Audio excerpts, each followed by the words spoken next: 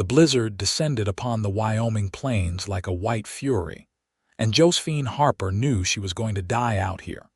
She clutched the reins of her mare with frozen fingers, but the horse had already begun to stumble through the deepening drifts, its breath coming in labored clouds. The wind howled with such ferocity that Josephine could barely see 3 feet ahead, and the cold had long since penetrated her wool coat, her dress, her very bones. She had left Laramie City 3 days ago with a supply wagon heading toward Medicine Bow. But when the storm hit that morning in late January of 1878, the wagon master had panicked and abandoned the trail. Josephine had tried to follow, but in the chaos and whiteout conditions, she had become separated from the others. Now, as the afternoon light began to fade into an even more terrifying darkness, she realized she had no idea where she was. The landscape had transformed into an endless white void, the familiar landmarks obliterated by snow and wind. Her mare suddenly stopped, refusing to go further, and Josephine knew the animal had reached its limit. "Please," she whispered through chattering teeth, though whether she was pleading with the horse, God, or the merciless storm itself, she could not say. That was when she saw the shadow moving through the blizzard. At first she thought it was a trick of the failing light, a hallucination brought on by the cold that was surely claiming her mind. But then the shadow solidified into the shape of a man on horseback, and a voice cut through the wind. "Madam, you cannot stay out here." The man urged his horse closer, and through the swirling snow, Josephine could make out a tall figure in a heavy coat and wide-brimmed hat pulled low against the elements. He looked like something conjured from the storm itself, solid and real and impossibly present in this wasteland. "I am lost," she managed to say, her voice barely audible. "My horse will not move." The man dismounted in one fluid motion and approached her mare, running a gloved hand along the animal's neck. "She is exhausted and cold. We need to get you both to shelter immediately, or neither of you will survive the night." He looked up at Josephine, and even through the curtain of snow she could see the intensity in his eyes. "Can you ride a little further? I know a place." "I do not think I can feel my legs," Josephine admitted, humiliation mixing with fear. Without hesitation, the stranger reached up and pulled her down from her saddle. She had no strength to resist, and found herself cradled against his chest as he carried her to his own horse, a large bay gelding that stood steady despite the storm. He lifted her into the saddle, then mounted behind her, his arms coming around her to grip the reins. With his other hand, he took the lead rope of her mare. "Hold on to me," he commanded, and Josephine grasped the front of his coat with her frozen fingers. She could feel the warmth of his body behind her and instinctively pressed back against him, seeking any relief from the deadly cold. They rode for what felt like both an eternity and no time at all. Josephine drifted in and out of awareness, her mind foggy and her body shaking uncontrollably. She was vaguely aware of the man's voice speaking to her, urging her to stay awake, but the words seemed to come from very far away. Then suddenly they stopped. Through the haze, Josephine saw they had reached a cluster of rocks and scrub pine, offering some small protection from the wind. The man dismounted and pulled her down again, half carrying her to a relatively sheltered spot against the largest boulder. "Stay here," he ordered, and disappeared into the storm. Josephine huddled against the rock, watching in amazement as the stranger worked with swift efficiency. He moved between his horse and the surrounding area, and she gradually realized he was building something. He used his rope to secure pine branches between the rocks and larger pieces of dead wood he somehow found in the blinding snow. He worked with the practiced ease of someone who had done this before, someone who understood survival in this harsh land. Within 20 minutes, though it felt like longer. He had constructed a crude but effective lean-to shelter against the rock face, using the natural formation as one wall and his makeshift structure as the others. He lined the interior with more pine boughs, creating a barrier between them and the frozen ground. And then he led both horses to a more protected area nearby, where he secured them with feed bags he had pulled from his saddlebags. Finally, he returned to Josephine and helped her crawl into the shelter. It was small, barely large enough for the two of them, but the moment she was inside, she felt the difference. The wind no longer tore at her clothes, and the thick pine walls blocked the worst of the snow. The man entered after her and immediately pulled off his gloves, reaching for her hands. "We need to get you warm. How long were you out there?" "Since morning," Josephine whispered, her teeth still chattering violently. "The wagon train scattered when the storm hit. I could not find them again." He cursed softly and began rubbing her hands between his own, the friction painful on her frozen skin. "Can you feel this?" "It hurts," she gasped. "Good. That means there is no frostbite yet, but we need to be careful." He released her hands and reached for her feet, unlacing her boots with quick fingers. When he pulled them off, along with her stockings, Josephine wanted to protest the impropriety, but she was too cold and too frightened to care. He examined her toes carefully, then began the same rubbing motion, warming them with his hands. "Your name, madam?" "Josephine Harper," she managed through her chattering teeth. "I am Duncan Foster," he replied, his attention still on her feet. "I run cattle about 5 miles south of here, or I did before this storm hit. I was checking on my herd when I saw your tracks. I have been following you for the past hour." "You saved my life," Josephine said, the reality of it hitting her. "I was certain I would die out there." Duncan looked up at her then, and in the dim light filtering through their shelter, she got her first real look at him.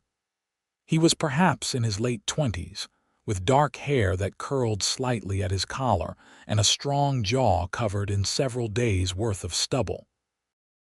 His eyes were a striking blue-gray, the color of storm clouds, and they held a depth of concern that made her chest tighten.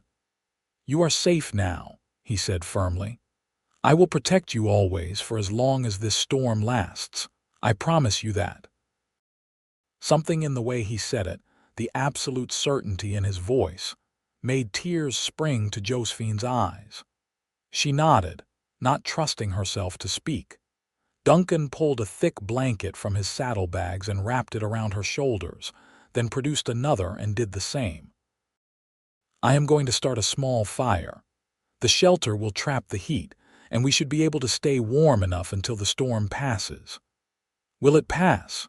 Josephine asked, watching as he built a small fire ring with rocks and arranged kindling he had somehow kept dry in an oilskin pouch. "Eventually," Duncan said, striking a match. "These Wyoming blizzards are fierce, but they do not last forever. Could be a day, could be 3. We have enough supplies to wait it out if we are careful." The small fire caught and grew, and Josephine felt tears of relief slide down her frozen cheeks as warmth began to fill their tiny shelter. Duncan added larger pieces of wood gradually, keeping the fire small and controlled, and soon the space was almost comfortable. "Here," he said, handing her a tin cup. He had produced a small pot and melted snow over the fire and now offered her warm water. "Drink slowly. Your body needs to warm from the inside as well." Josephine sipped the water gratefully, feeling it warm her throat and stomach. As sensation returned to her extremities, so did the pain, and she winced. Duncan noticed immediately. "The pain means healing. I know it is uncomfortable, but it is a good sign." He settled back against the rock wall, giving her as much space as the small shelter allowed. "Tell me, Miss Harper, what brings you to Wyoming territory in the middle of winter?" Josephine wrapped the blankets more tightly around herself, grateful for the conversation to distract her from the tingling pain in her hands and feet. I am a teacher. I was hired by the school board in Medicine Bow to replace their previous teacher who married and moved away. I traveled from Philadelphia with my uncle as far as Laramie City, but he had business that kept him there. The wagon master assured me the journey to Medicine Bow was safe and routine. "It is, when there is not a blizzard," Duncan said, and there was a hint of dry humor in his voice. Though I question any wagon master who would scatter his charges in a storm rather than keep them together. He seemed more concerned with saving the goods he was transporting than with his passengers, Josephine admitted. When the storm hit, he began shouting about getting to shelter, and everyone panicked. I tried to follow the wagon in front of me, but the wind and snow were so thick I lost sight of it within minutes. Duncan shook his head. "Some men should not be in charge of others' safety, but you are here now and you are safe. That is what matters." "Thanks to you," Josephine said, studying him in the firelight. "Do you often rescue lost travelers?" A ghost of a smile touched his lips. "Not often, no, but I know these plains well. I have been ranching here for 6 years since I mustered out of the cavalry." "You learn to read the weather, to know where to find shelter, how to survive when nature shows you no mercy." "You were a soldier?" Josephine asked, fascinated despite her exhaustion. "I was," Duncan confirmed. "Served 5 years at various posts throughout the territory. Saw enough of fighting and hardship to last a lifetime. When my enlistment was up, I took my wages and bought land, started building a herd. It is hard work, but it is honest work and it is mine." There was pride in his voice, and something else too, a weariness that spoke of old wounds, though Josephine could not tell if they were physical or of the soul. She wanted to ask more, but a huge yawn overtook her, and she swayed slightly. Duncan was at her side immediately. "You need to rest." "When did you last sleep?" "I do not remember," Josephine admitted. "I was too frightened to sleep last night, and the night before that I was on the wagon." "Then sleep now. You are safe here, I give you my word. I will keep the fire going and watch for any changes in the storm." Josephine knew she should protest, should insist that he rest too, but her body had reached its limit. She lay down on the bed of pine boughs, and Duncan arranged the blankets over her, tucking them around her with surprising gentleness. "Mr. Foster," she whispered as sleep began to claim her. "Duncan," he corrected softly. "After sharing a survival shelter, I think we can dispense with formalities." "Duncan," she repeated, liking the way his name felt in her mouth. "Thank you for everything." "Rest, Josephine," he replied, and she closed her eyes, feeling safer than she had any right to feel in a makeshift shelter in the middle of a Wyoming blizzard. When Josephine woke, she was disoriented for several long moments, unsure where she was or why she could hear wind howling like a living thing. Then memory returned in a rush: the storm, the terror of being lost, the stranger who had appeared like a miracle. She sat up carefully, her body stiff and sore, and saw that it was still daylight, though whether it was the same day or the next, she could not tell. The fire still burned in its small ring of stones, and Duncan sat on the other side of it, using a small knife to fashion something from a piece of wood. He looked up as she stirred. "How do you feel?" "Better," Josephine said, realizing it was true. She was warm. Her fingers and toes responded when she flexed them, and while she was certainly tired and sore, the bone-deep terror and cold had receded. "What time is it?" "Early afternoon, I think," Duncan said, glancing toward the shelter entrance where snow continued to pile up. "You slept about 12 hours. It is the next day. The storm has not let up." Josephine felt a flash of embarrassment. "You stayed awake all night." "I dozed some," Duncan said with a shrug. "I am used to light sleep. Years in the cavalry will do that to you, and someone needed to tend the fire." He handed her a piece of hardtack and some dried beef from his supplies, and Josephine ate gratefully, washing it down with more warm water. "Tell me about your ranch," she said, wanting to hear his voice, to focus on something other than the storm that raged outside their fragile shelter. Duncan's expression softened. "It is not much yet, but it is mine. I have about 200 head of cattle, a small cabin, a barn. I have been working to improve the land, dig a better well, expand the grazing area.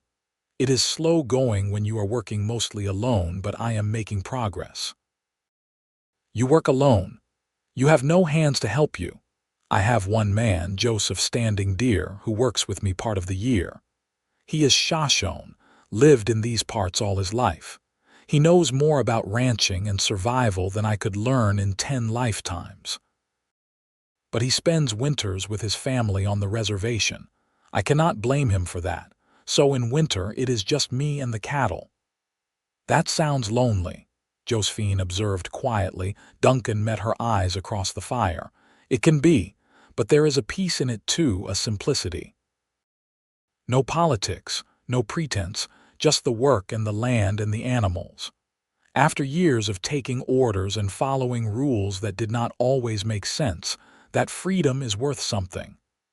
"I think I understand that," Josephine said thoughtfully. "In Philadelphia, I was expected to behave in certain ways, to want certain things. Marriage to a suitable man, children, a proper household. But I wanted more. I wanted to teach, to have my own income, my own purpose. Coming west felt like freedom too, even though everyone said I was mad to travel so far alone." "Are you alone?" Duncan asked. "No family waiting for you in Medicine Bow?" "No family anywhere, really," Josephine admitted. "My parents died of fever when I was 16. My uncle took me in, but he had his own family to care for. He helped me get my teaching certificate and was kind enough to see me to Laramie City, but beyond that, I am on my own. The position in Medicine Bow represents a chance to build a real life for myself, to be independent." Duncan nodded slowly. "Then we are alike in that way, making our own paths, regardless of what others think we should do." They talked through the afternoon, sharing stories of their very different lives. Josephine told him about Philadelphia, about the schools where she had trained, about the books she loved and her dreams of perhaps one day writing her own. Duncan spoke of his childhood in Kansas, his decision to join the cavalry, the places he had been stationed throughout the West. He was well-spoken despite his rough exterior, and Josephine found herself drawn to the quiet intelligence in his observations. As evening fell, Duncan went out briefly to check on the horses and came back covered in snow, shaking his head. "It is as bad as I have seen. The horses are managing, but we will not be going anywhere tomorrow either." Josephine tried not to let her worry show. "The people in Medicine Bow will think I died. They were expecting me days ago." "The whole territory will be shut down by this storm," Duncan assured her. "No one will be going anywhere. They will know that any travelers would have sought shelter to wait it out. You will get there eventually, and they will understand." That night, as they prepared to sleep, the temperature dropped even further, and despite the fire and the shelter's protection, Josephine found herself shivering again. Duncan noticed and moved the blankets around. "We need to share body heat," he said matter-of-factly. "It is the only way to stay warm enough through the night. I will be a perfect gentleman, I promise you that, but we cannot risk hypothermia." Josephine knew he was right, even as her cheeks flushed at the impropriety. But they were well past propriety now, alone in the wilderness with only each other for survival. She nodded, and Duncan arranged the blankets so they could lie close together, his back against the rock wall and Josephine in front of him, his arm draped over her to hold the blankets in place. The warmth was immediate and profound, and Josephine felt her shivering slowly subside. She was intensely aware of Duncan's solid presence behind her, of the steady rhythm of his breathing, of the strange intimacy of their situation. Yet she did not feel afraid or uncomfortable. Instead, she felt protected, safe in a way she had not felt since her parents died. "Duncan," she whispered into the darkness. "Yes, I am glad it was you who found me. I do not think I would have survived with anyone else." His arm tightened slightly around her. "I am glad I found you too, Josephine. Sleep now. I have you." The storm raged for 3 days in total, and during that time, Josephine and Duncan existed in their own small world inside the shelter. They talked for hours, sharing stories and dreams and fears. Duncan told her about his time in the cavalry, about the things he had seen and done, some of which still haunted his nights. He spoke of the conflicts with various tribes, of the complicated feelings he had about his role in those confrontations. The army treated the situation like it was simple, like there were clear villains and heroes, he said one afternoon, staring into the fire. But the truth was far more complicated. We were taking land that had been hunted and lived on for generations. I understood that, even as I followed orders. There were good men and bad men on both sides, innocent people caught in the middle. I am not proud of everything I did during those years. Josephine listened without judgment, seeing the weight of those memories in his eyes. But you got out. You chose a different path. I did. And working with Joseph has taught me more about seeing people clearly, without the prejudice the army tried to drill into us. He is a good man, a good friend. Probably the best friend I have ever had, honestly. He taught me to raid the land the way his people do, to understand the seasons and the animals. I owe him a great deal. Josephine shared her own struggles too, about the grief of losing her parents, about feeling like a burden on her uncle's family, about the determination to prove she could make her own way in the world, despite being a woman in a society that did not always value women's independence. I am not beautiful enough to attract a wealthy husband, not connected enough to move in high society, she said frankly. But I am intelligent and I am capable, and I want to use those gifts to do something meaningful. Teaching gives me that chance. These children in Medicine Bow, they need someone who will care about their education, who will encourage them to dream bigger than their circumstances. I want to be that person for them. "You are beautiful," Duncan said quietly, and when Josephine looked at him in surprise, he met her gaze steadily. "Perhaps not in the way that Philadelphia society values, but in ways that matter more. You are brave and intelligent and determined. You crossed half the country alone to pursue your dream. You did not fall apart when you were lost in the storm. You have a strength in you that shines through. That is beautiful." Josephine felt tears prick her eyes at his words. No one had ever spoken to her that way before, seen those qualities in her and valued them. "Thank you," she whispered. On the third evening, Duncan went out to check the weather and came back with a cautiously optimistic expression. "The wind is dying down. The snow has stopped. I think it will be over by morning." Josephine felt a confusing mix of relief and something else she did not want to examine too closely. She should be thrilled that they could soon leave this tiny shelter, that she could continue to Medicine Bow and begin her new life. But the thought of saying goodbye to Duncan left an ache in her chest. They ate their meager dinner in silence that night, both lost in their own thoughts. When it was time to sleep, Duncan held her as he had the previous nights, and Josephine lay awake long into the darkness, memorizing the feeling of his warmth, his steady heartbeat against her back, the security of his presence. "Duncan," she finally whispered. "Yes." "What happens in the morning, when the storm is over?" There was a long pause before he answered. "In the morning, I take you to Medicine Bow. I get you to safety, to your new position and your new life. And then, Another pause, longer this time. And then I returned to my ranch and my cattle and my solitary life. Josephine rolled over in his arms so she could see his face in the dying firelight. Is that what you want? Duncan looked down at her, his eyes searching hers. What I want and what is proper are not the same thing. You are a respectable woman, a teacher. You have a future waiting for you. I am a former soldier turned rancher, barely making ends meet, living in a rough cabin miles from civilization. I have no right to want anything where you are concerned. But you do want something, Josephine pressed, her heart hammering. These 3 days had changed her in ways she was only beginning to understand. She had come to know this man in an intimacy that had nothing to do with physical impropriety and everything to do with the bearing of souls. She knew his kindness, his strength, his gentleness, his honor. She knew the way he looked at her when he thought she was not watching, the care he took with every interaction, and she knew her own heart had become dangerously involved.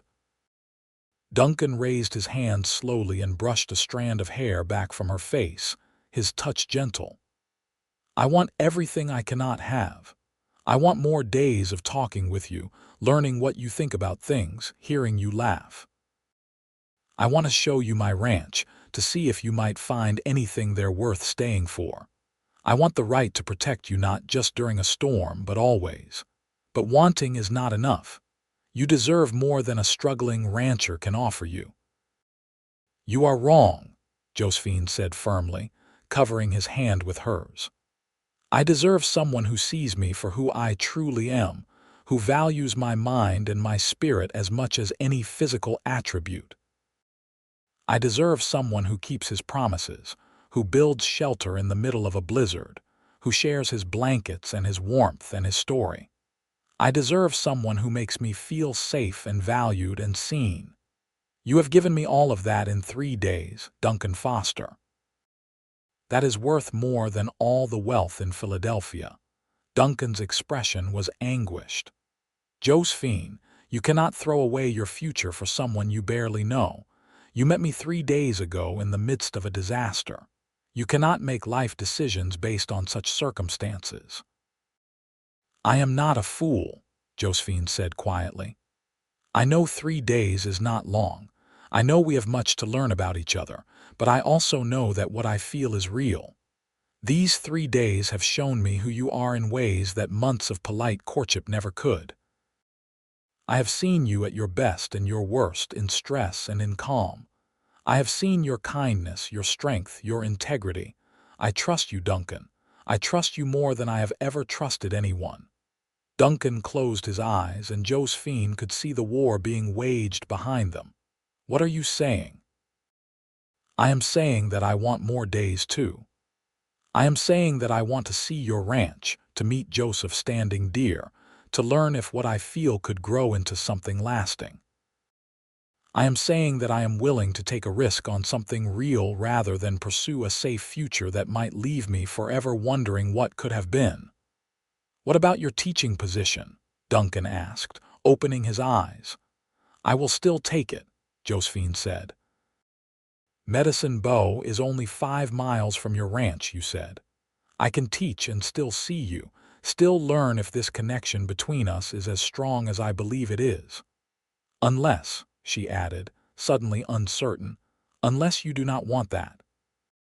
If you would prefer to return to your solitary life, I will understand and I will not trouble you further. Duncan let out a sound that was half laugh, half groan. Not wanted. Josephine, I have been trying to figure out how to ask you if I could come visit you in Medicine Bow without sounding like a lovesick fool. These 3 days have been the best days I have had in years, despite the circumstances.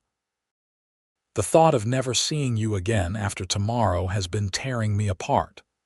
Joy bloomed in Josephine's chest, warm and bright.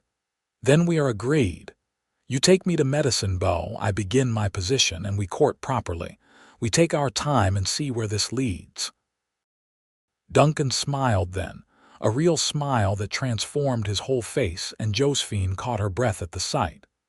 "We are agreed," he said softly. Then, slowly, giving her time to pull away if she wished, he leaned down and kissed her. It was gentle and chaste, a bare brush of lips, but it sent warmth flooding through Josephine's entire body. When Duncan pulled back, his eyes were dark and intense. "I will court you properly," he promised. "I will do this right. You deserve nothing less." "I believe you," Josephine whispered and settled back against his chest, his arms coming around her. She fell asleep with a smile on her face, no longer dreading the morning but anticipating it. True to Duncan's prediction, the storm had blown itself out by dawn. They emerged from their shelter into a world transformed. Snow lay thick and pristine over everything, the sun dazzling on its surface, the sky a brilliant blue. It was beautiful and treacherous and vast. Duncan saddled the horses while Josephine helped pack up their shelter, carefully extinguishing the fire that had kept them alive. She felt stiff and dirty, her clothes rumpled from days of wear, her hair escaping its pins in every direction. She probably looked a fright, but when Duncan helped her onto her mare, the look in his eyes said he found her beautiful regardless. The journey to Medicine Bow took most of the day. The snow made travel slow, and they had to rest the horses frequently. But the storm had cleared. The weather was cold but calm, and Duncan knew the route well. They talked as they rode, their conversation now colored with the knowledge of what lay between them, the promise of a future to explore. Josephine told him more about her teaching philosophy, her hopes for her students. Duncan described his plans for expanding his herd, his dream of eventually building a larger house on his land. They talked about books they had read, places they had seen, small memories from childhood that had shaped who they became. Every conversation revealed new layers, new compatibility, new reasons to believe this improbable connection was real. As the sun began to set, Medicine Bow appeared in the distance, a small collection of buildings clustered along the railroad line. Josephine felt her stomach flutter with nerves. This was the beginning of her new life, the thing she had traveled so far to achieve. But it was also the moment when she and Duncan would part ways, at least temporarily, and despite their agreement to court, she felt anxious about letting him out of her sight. Duncan seemed to sense her mood. He reached over and took her hand, squeezing it gently. "I will see you settled, introduce you to the school board members I know, and make sure you are safe. And then I will come back in 3 days to call on you properly. I promise." 3 days? Josephine asked, trying not to sound as disappointed as she felt. "I need to get back to my ranch and check on my cattle, make sure they survive the storm. It will take me a day to get home, a day to assess and address any damage, and then a day to ride back. But I will be here on Sunday afternoon, and we can take a walk if you are free. Does that suit you?" Josephine nodded, feeling slightly better. 3 days was not so long, and she would need that time to settle into her new position, to meet her students and prepare her lessons. "That suits me well." They rode into Medicine Bow as twilight fell, and people emerged from buildings to stare at them. Word of the lost teacher had clearly spread, because within minutes, a middle-aged woman was hurrying toward them, her face a mix of relief and concern. "Miss Harper, thank the Lord you are alive. We heard the wagon train arrived days ago without you, and we feared the worst." Josephine dismounted, her legs shaky after the long ride. "I am sorry to have worried everyone. I became separated from the wagon train during the storm and would certainly have perished if not for Mr. Foster. He found me on the plains and built a shelter where we waited out the blizzard." The woman turned to Duncan with gratitude. "Sir, the entire town is in your debt. I am Martha Fletcher, president of the school board. Please, both of you must come to my house. You need food and rest, and Miss Harper needs a proper room. We had prepared accommodations for her arrival." Duncan shook his head politely. "I appreciate the offer, madam, but I need to get back to my ranch. I have cattle that have been unattended during the storm." Martha looked ready to argue, but Duncan had already dismounted and was helping Josephine with her few bags. He carried them toward Martha's house, and Josephine followed, her heart heavy at the impending goodbye. At the door, Duncan set down her bags and turned to her. There were several townspeople watching with interest, so he kept a proper distance, but his eyes were warm. "You will be fine here," he said quietly. "These seem like good people. Teach your students, settle into your new life, and I will see you on Sunday." "Sunday," Josephine agreed, forcing a smile. "Be safe, Duncan. Check yourself for frostbite, eat properly, rest." A corner of his mouth quirked up. "Yes, madam, I will follow all your instructions." He tipped his hat to her and then to Martha. "Ladies, good evening." He mounted his horse and rode away, and Josephine watched until he disappeared into the gathering darkness, a strange ache in her chest at his absence. Martha touched her arm gently. "Come inside, dear. You look exhausted. Let me get you warm food and a hot bath, and you can tell me all about your ordeal." The next 3 days passed in a blur of activity. Martha Fletcher and her husband Samuel owned the general store in Medicine Bow and had prepared a small room for Josephine above the store. It was simple but clean, with a bed, a dresser, a washstand, and a small desk where she could prepare lessons.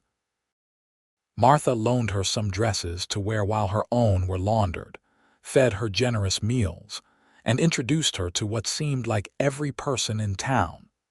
The school was a one-room building on the edge of town, and Josephine had 23 students ranging in age from 6 to 15. She met with each family, learned about their children, and began to understand the community she now served. They were mostly railroad workers, ranchers, and shopkeepers, people who worked hard and expected their children to do the same. They welcomed her warmly, grateful to have a teacher again.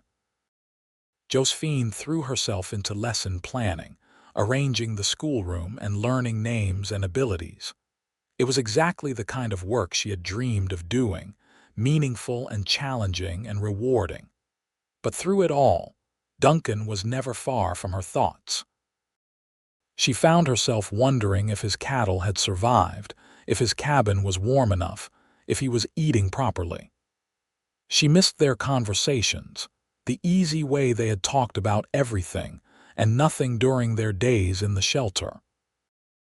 On Sunday afternoon, Josephine dressed carefully in her own clothes, now cleaned and mended, and waited nervously in her room. She had told Martha that a gentleman might call on her, and the older woman had been thrilled, insisting that Josephine could receive him in the parlor of their house with proper chaperoning. When the knock came at the door, Josephine's heart leaped. She heard Martha answer, heard Duncan's deep voice asking for her, and then Martha was calling her down. Duncan stood in the Fletcher's parlor, hat in hand, cleaned up and wearing what were clearly his best clothes. His hair was neatly combed, his jaw freshly shaven, and when he saw Josephine, his whole face lit up. "Miss Harper," he said formally, aware of Martha's watchful presence. "Thank you for agreeing to see me. I hoped I might have the pleasure of your company for a walk if the weather permits, and Mrs. Fletcher approves." "I think a walk would be lovely," Josephine said, trying to match his formal tone even though what she really wanted was to throw her arms around him and ask 1,000 questions about his week. Martha beamed at them. "A walk is perfectly acceptable, though you should be back before dark. And perhaps Mr. Foster would like to join us for Sunday dinner afterward."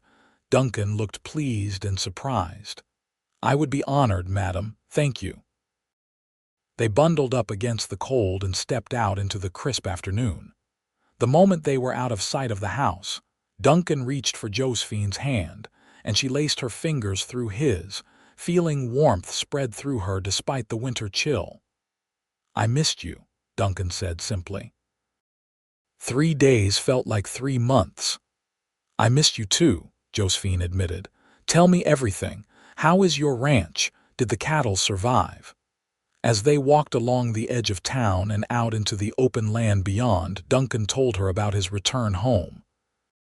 He had lost 5 head of cattle to the storm, which was fewer than he had feared. The barn had held up well, his cabin was intact, and he had spent the previous day repairing some fence damage and ensuring his remaining herd had adequate feed and water.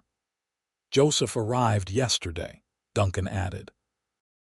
"The storm delayed his return from the reservation. I told him about you, about what happened.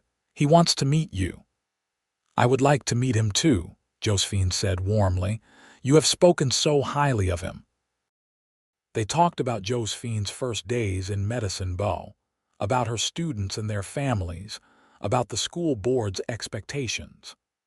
Duncan listened with genuine interest, asking questions and seeming to understand how much this work meant to her. "You are glowing when you talk about teaching," he observed. "It is clear this is exactly where you are meant to be." "I do love it," Josephine agreed, "but I found myself distracted all week, thinking about a certain rancher and hoping he was well." Duncan squeezed her hand. That certain rancher was equally distracted, trying to focus on work while his mind kept wandering to a beautiful teacher with intelligent eyes and a brave heart. They walked until the sun began to set, talking and occasionally falling into comfortable silence, just enjoying being together again. When they returned to the Fletcher house for dinner, Samuel Fletcher proved to be as welcoming as his wife, and the meal was a lively affair. The Fletchers asked Duncan about his ranch, and he answered their questions with patient detail. It was clear they were assessing him as a potential suitor for Josephine, and she was touched by their protective interest in her well-being. After dinner, as Duncan prepared to leave for the long ride back to his ranch, he asked quietly if he might call on Josephine again the following week. "I would like that very much," Josephine said. "Perhaps you could come for Sunday dinner again. I am sure Mrs. Fletcher would not mind." "Consider it done," Duncan said. He took her hand and bowed over it formally, his lips brushing her knuckles in a gesture that was proper but still sent shivers through her. "Until next Sunday, Josephine. Until next Sunday, Duncan." The weeks that followed fell into a rhythm. Duncan came to Medicine Bow every Sunday, taking Josephine for walks and staying for dinner with the Fletchers. Sometimes they walked to the school, and Josephine showed him the work her students were doing. Other times they simply walked the perimeter of town, talking about their weeks, their dreams, their pasts. Duncan told her about his childhood in Kansas, about his parents who had died when he was young, about the foster families who had taken him in until he was old enough to join the cavalry. Josephine shared memories of her parents, of her uncle's kindness tempered by the burden she knew she represented to his family, of her determination to make her own way. Each visit deepened their connection. Josephine learned that Duncan had a dry sense of humor that could make her laugh until her sides hurt. Duncan discovered that Josephine could be surprisingly stubborn when she believed she was right, but that she was also quick to admit when she was wrong. They learned each other's moods, their tells, the things that brought them joy or sadness. In March, as the worst of winter began to break, Duncan invited Josephine to visit his ranch. Martha Fletcher agreed to chaperone, and on a Sunday afternoon they rode out together. Josephine got her first look at the land Duncan was building his future on. The ranch was modest but well-maintained. The cabin was small but sturdy, built of logs with a stone chimney and a covered porch. The barn was larger, designed to house cattle during the worst weather. The land itself rolled gently, with good grass and a creek that provided year-round water. Duncan showed them around with quiet pride, pointing out the improvements he had made, the areas he planned to expand into. Joseph, standing deer, was there, and Josephine liked him immediately. He was perhaps Duncan's age, with intelligent eyes and a calm demeanor. He shook her hand with a slight smile and said, "Duncan said you were brave. I see he spoke truth. Not many would venture out to a rough ranch like this." "I wanted to see where Duncan lives, what he is building," Josephine said honestly. "He has told me so much about this place." Joseph nodded approvingly. "He works hard. He is a good man. You could do worse." Duncan looked embarrassed. "Joseph, please." But Joseph just grinned. "I speak only truth, my friend." They stayed for several hours, and Josephine could see the life Duncan was building. It was not easy, but it was honest work, and there was potential here. The land was good, the location was sound, and Duncan clearly had the knowledge and determination to make it succeed. On the ride back to Medicine Bow, with Martha riding discreetly ahead to give them a semblance of privacy, Duncan asked, "What did you think? Honestly." "I think it is exactly what you said it was," Josephine replied. "Hard work and honest work and full of potential. I can see why you love it." "Could you see yourself there?" Duncan asked quietly. "Eventually, I mean, if things between us continue as they have been." Josephine looked at him, seeing the vulnerability in his expression. He was putting his heart on the line, risking rejection. "I can," she said softly. "I can see myself there with you. I can see a life there that would be difficult sometimes, but also full and meaningful." "But Duncan, I would need to continue teaching. That work matters to me." "Medicine Bow is only 5 miles," Duncan said immediately. "You could ride to school each day or stay in town during the week and come home on weekends. We would find a way to make it work if you wanted that." "I want that," Josephine said, her heart full. "I want a life with you, Duncan Foster. I want to build something together, a partnership where we both pursue our dreams and support each other." Duncan reached for her hand, his grip tight. "I want that too, more than anything." They courted properly through the spring. Duncan came to Medicine Bow every Sunday without fail, and Josephine visited the ranch monthly. They attended church services together, went to the occasional town social, and became a recognized couple in the community.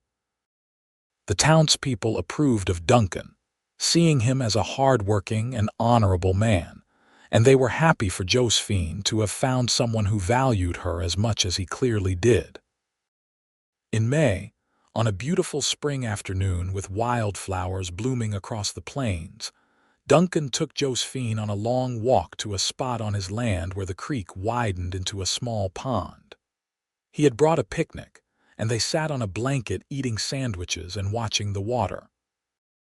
"Josephine," Duncan said after they had finished eating, his voice nervous in a way she had never heard before. "We have known each other for 4 months now. I know that is not long by some standards, but I feel I know you better than I have ever known anyone. You are my best friend, my confidante, the person I want to share all my joys and sorrows with. I love you. I am completely and utterly in love with you." Josephine's eyes filled with tears. "I love you too, Duncan. So much." Duncan reached into his pocket and pulled out a small box. "I know I do not have much to offer. My ranch is small, my cabin is rough, and this life will not be easy. But I promise that I will love you with everything I have. I will support your teaching, your dreams. I will work hard to give you the life you deserve. I will protect you always, just as I promised that first night in the storm. Josephine Harper, will you marry me?" He opened the box to reveal a simple gold band with a small diamond. It was not extravagant, but to Josephine it was perfect. "Yes," she said through happy tears. "Yes, Duncan, I will marry you. I will build a life with you. I will be your partner in all things." Duncan slipped the ring on her finger, and then he kissed her properly for the first time, no longer holding back. When they finally pulled apart, both were breathless and smiling. "When?" Duncan asked. "When can we marry? I want you as my wife as soon as possible." "The school term ends in June," Josephine said, thinking practically even through her joy. "We could marry then. That gives us time to prepare, to make sure everything is arranged properly." "June," Duncan agreed. "I can wait until June." "Barely, but I can do it." They married on the first Saturday of June in a ceremony at the Medicine Bow Church. The whole town turned out to celebrate, and even Joseph Standing Deer attended, standing as Duncan's best man. Martha Fletcher stood up with Josephine, dabbing at her eyes throughout the ceremony. The vows were simple but heartfelt, and when Duncan kissed his bride, there was applause and cheering from the congregation. The reception was held at the Fletcher's store, with tables set up outside and food contributed by seemingly everyone in town. There was music and dancing, and Josephine felt surrounded by warmth and community. These people, who had been strangers just months ago, had become her friends, her extended family. As the sun began to set, Duncan and Josephine rode out to their ranch to begin their married life together. Joseph had moved his things to the bunkhouse Duncan had recently completed, giving the newlyweds privacy in the cabin. Duncan carried Josephine over the threshold, both of them laughing, and set her down gently in what was now their home. "Welcome home, Mrs. Foster," Duncan said softly, cupping her face in his hands. "It is good to be home," Josephine replied and kissed her husband. Their first months of marriage were an adjustment, learning to share space and make decisions together, balancing Josephine's teaching with the demands of the ranch. Duncan had been right that Medicine Bow was close enough for a daily commute during the school year, though in bad weather Josephine sometimes stayed in town. Duncan never complained, understanding how important her work was to her. Josephine discovered she enjoyed ranch life more than she had expected.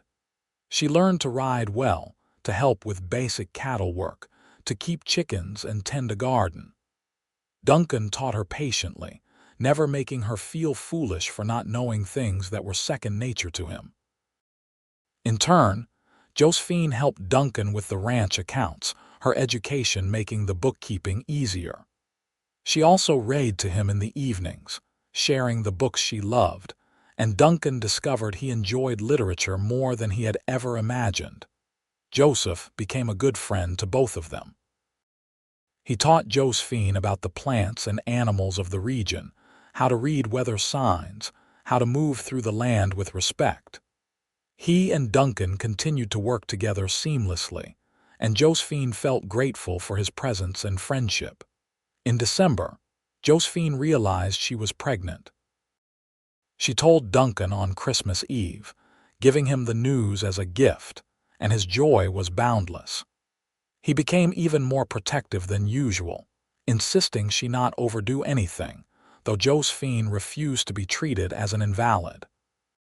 She continued teaching through May, and in July of 1879 she gave birth to a healthy baby boy. They named him Daniel James Foster, and Duncan cried when he held his son for the first time.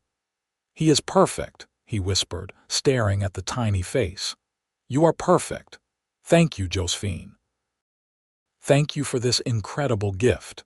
Josephine, exhausted but happy, smiled at her husband and son. "We made him together. He is ours." Daniel was an easy baby, healthy and happy. Josephine took the next school year off to care for him, and Duncan built a cradle that sat by the fire where she could rock their son while managing the household. Martha Fletcher visited often, bringing gifts and advice, having become like a mother to Josephine. When Daniel was a year old, Josephine returned to teaching part-time, with Martha helping to watch the baby during school hours.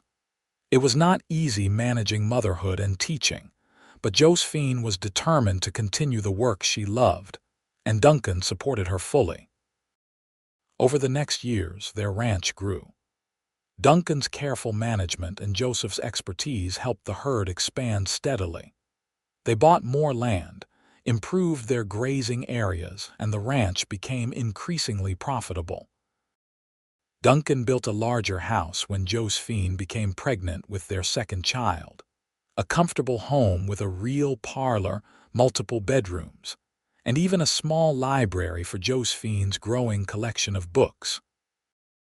Their daughter, Rose Martha Foster, was born in 1882, named for Josephine's mother and Martha Fletcher. She had Duncan's blue-gray eyes and Josephine's dark hair, and was as stubborn as both her parents combined. Duncan doted on her completely, and Daniel became a protective older brother.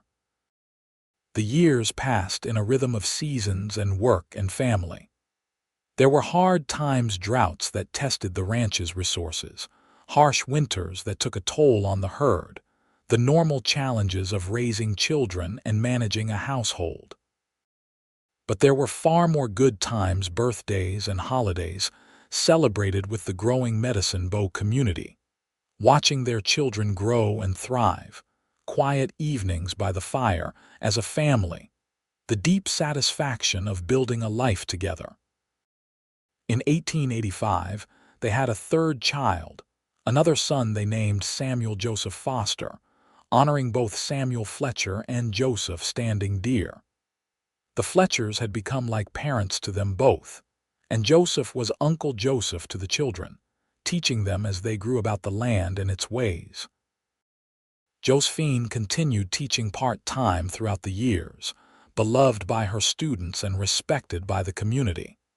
She never regretted her choice to combine marriage and career, and Duncan never wavered in his support of her work. Their partnership was based on mutual respect and shared decision-making, unusual for the time but perfect for them.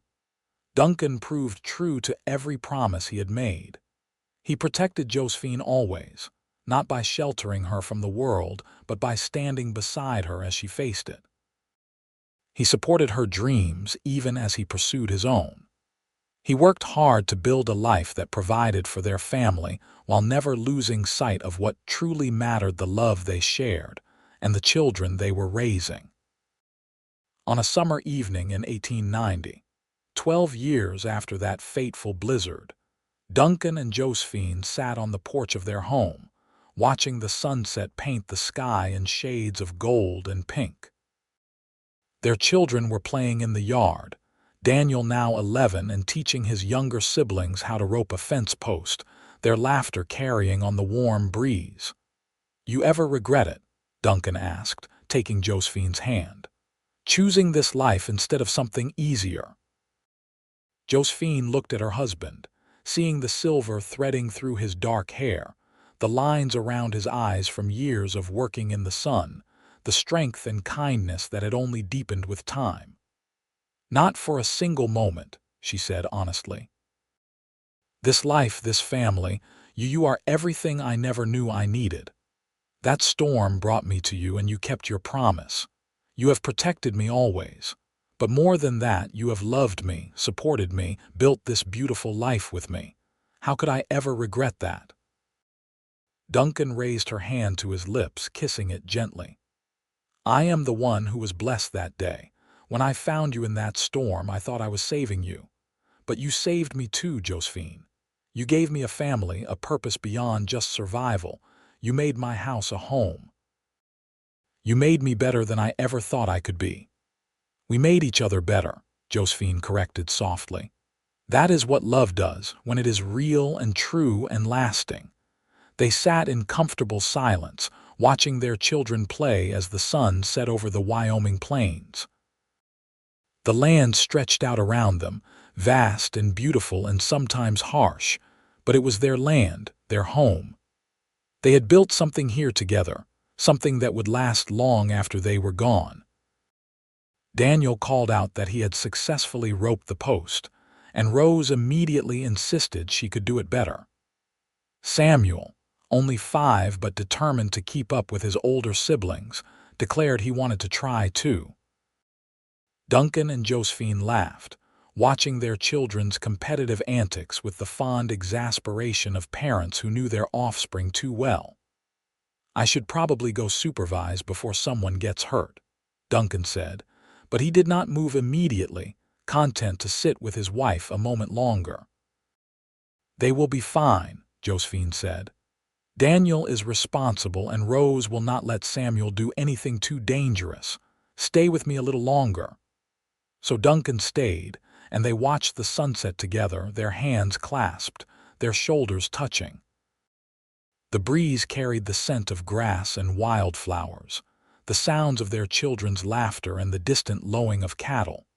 It was an ordinary evening, unremarkable in many ways, yet it was everything. As darkness fell and the first stars appeared, they called the children in for supper. The family gathered around the table Duncan had built with his own hands, and they shared the meal Josephine had prepared.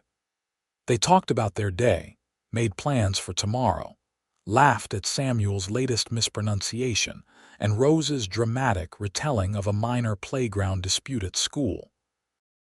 Daniel asked thoughtful questions about the ranch's finances, already showing interest in learning the business that might one day be his.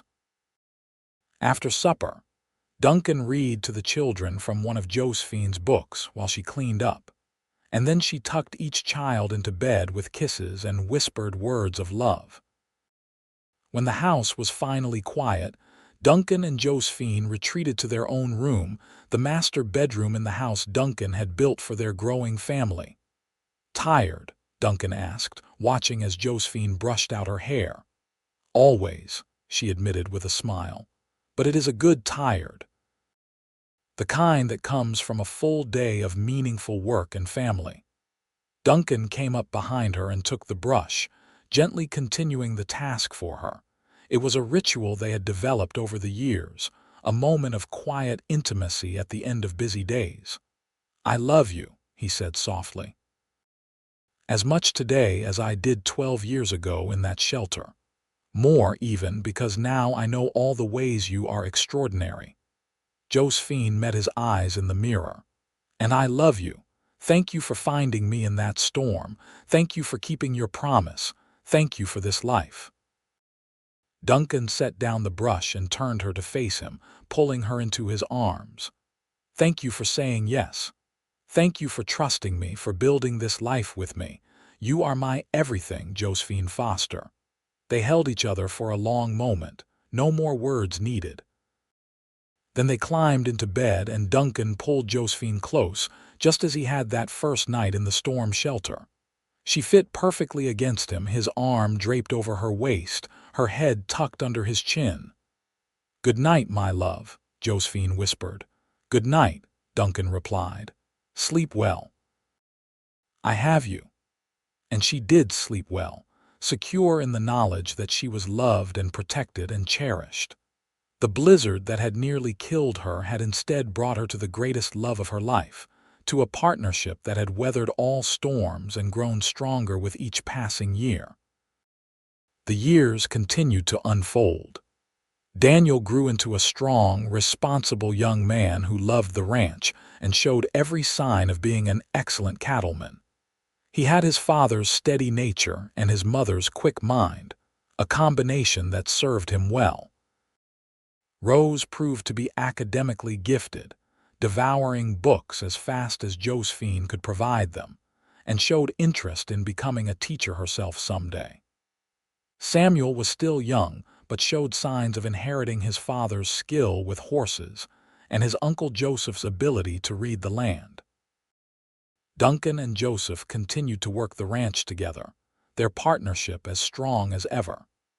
Joseph eventually married a Shoshone woman named Silver Moon, and they built a cabin on the edge of the ranch property.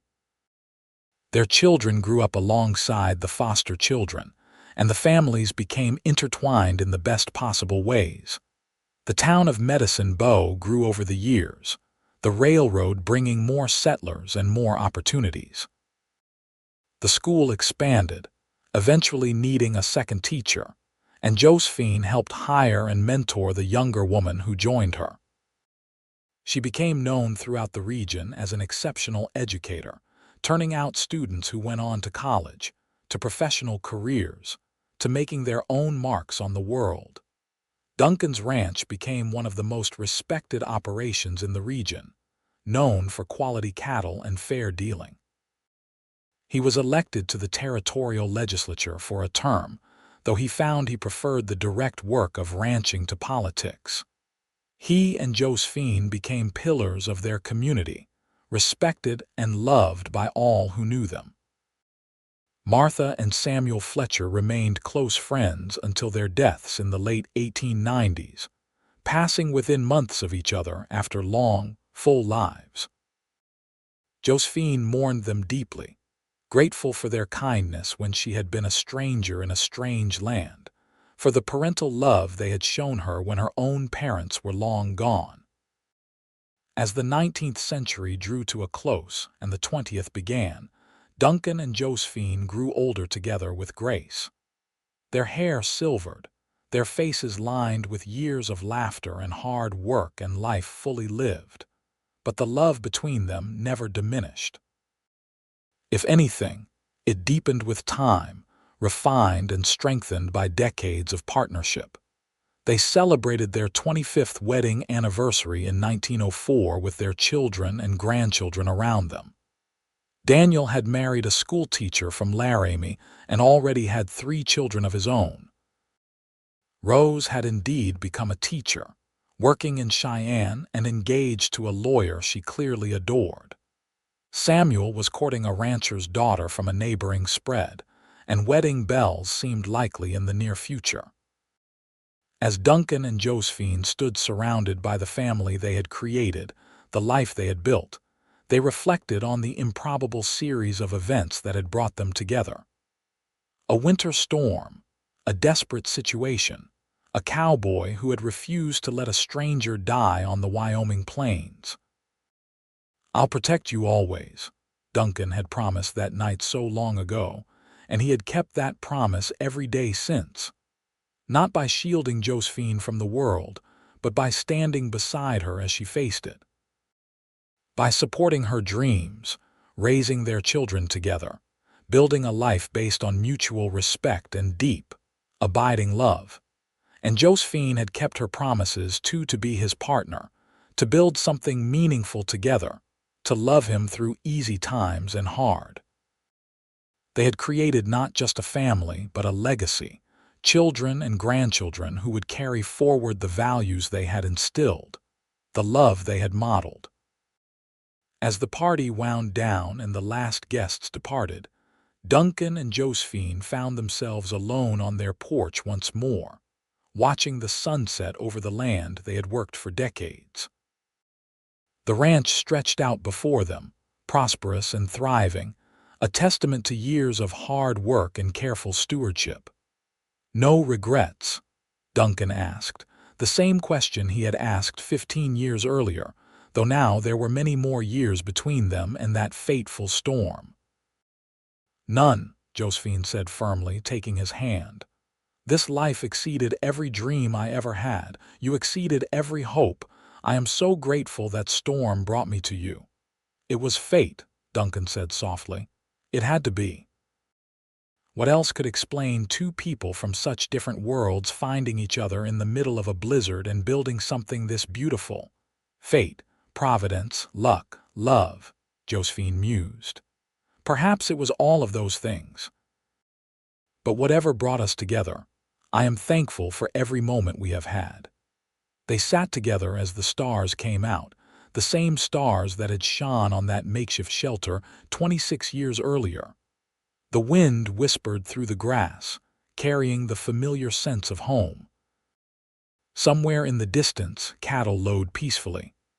The house behind them was quiet, all their guests departed, but it still held the warmth of family and love. "I love you, Josephine Foster," Duncan said into the peaceful darkness. "More today than yesterday, but not as much as tomorrow." "And I love you, Duncan Foster," Josephine replied. "My protector, my partner, my love. Always." They remained on the porch until the chill drove them inside to the home they had built together, to the bed they had shared for over 2 decades. They lay in each other's arms, just as they had since that first night when survival had demanded it.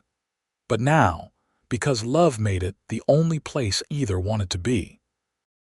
And as sleep claimed them, they both wore peaceful smiles, content in the knowledge that they had lived fully, loved deeply, and built something that would endure long after they were gone. The winter storm had left her stranded.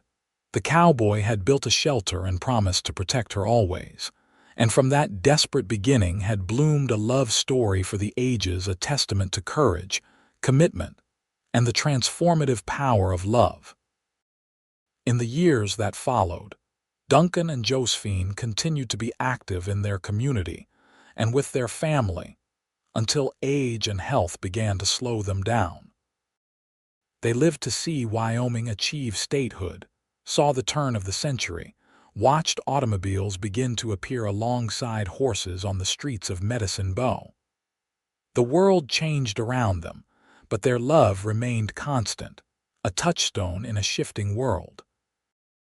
When Duncan passed away peacefully in his sleep in 1912 at the age of 64 with Josephine holding his hand, his last words were a whisper.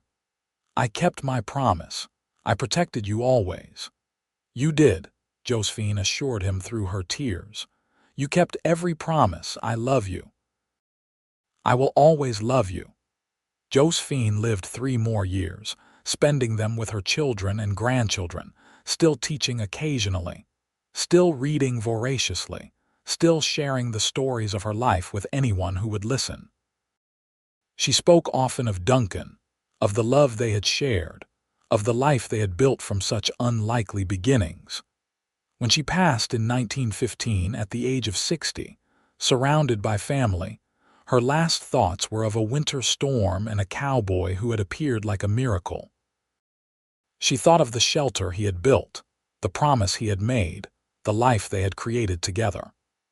And she went peacefully, knowing she would be reunited with her beloved Duncan, ready to continue their great adventure in whatever came next.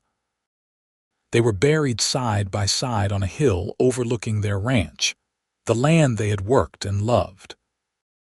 The headstones bore simple inscriptions with their names and dates, but the real testament to their love was all around in the prosperous ranch that continued to operate under Daniel's management. In the students, Josephine had taught who went on to teach others. In the children and grandchildren and great-grandchildren who carried forward their values and their stories. The Foster Ranch remained in the family for generations, a testament to Duncan's vision and hard work. The story of how Josephine and Duncan met became family legend, told and retold at gatherings, a reminder that love could be found in the most unexpected places, that promises made in desperate circumstances could become the foundation for a life of meaning and beauty. And sometimes, on winter evenings when the wind howled across the Wyoming plains, those who lived on the ranch swore they could feel a presence, a sense of protection and love that seemed to emanate from the very land itself. Perhaps it was just the wind, or imagination, or wishful thinking. Or perhaps it was the enduring spirit of a cowboy who had promised to protect always, and a teacher who had been brave enough to trust that promise and build a life upon it. Their love story became the stuff of local legend, passed down through generations of Medicine Bow residents. The tale of the winter storm, the cowboy's shelter, the promise made and kept, the beautiful life built from that desperate beginning. It was a story that gave hope to others, that reminded people love could be found in unexpected places, that happy endings were possible even when circumstances seemed dire. And so the story ended, but also never ended, living on in the hearts and memories of all who knew Duncan and Josephine Foster, in the land they had loved, in the family they had created. It was a story of survival and love, of promises kept and dreams realized, of two souls who found each other in a blizzard and held on tight, building something beautiful that would last long after they were gone. The winter storm had left her stranded. The cowboy had built a shelter and promised to protect her always. And from that moment forward, their lives had been forever intertwined, creating a love story that would be remembered and celebrated for generations to come. It was a testament to the enduring power of love, the importance of keeping promises, and the beautiful truth that sometimes the worst circumstances can lead to the most wonderful outcomes. Their story was complete, their lives fully lived, their love eternal. And in the end, that was all that truly mattered.